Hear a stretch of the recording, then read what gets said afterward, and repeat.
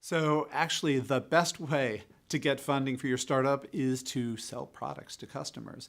So the best source of funding for any startup is revenues, ideally if you can do that. It's pretty hard for most entrepreneurs.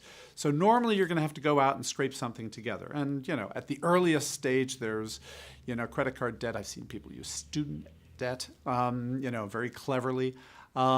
Ideally, if you are at a university, getting university grants, that's a really cool way to get money.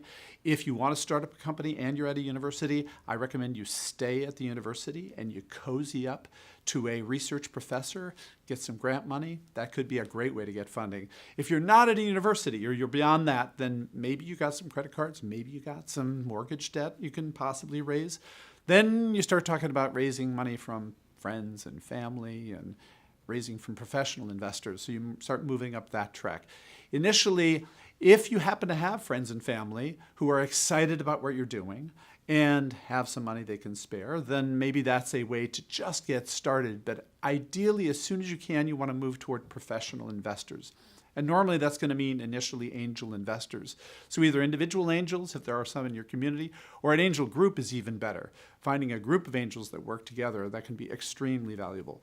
After that, you might move up to venture capital investors, professional funds that are in the business of investing equity in companies. So that's generally the span of investment for a technology startup company.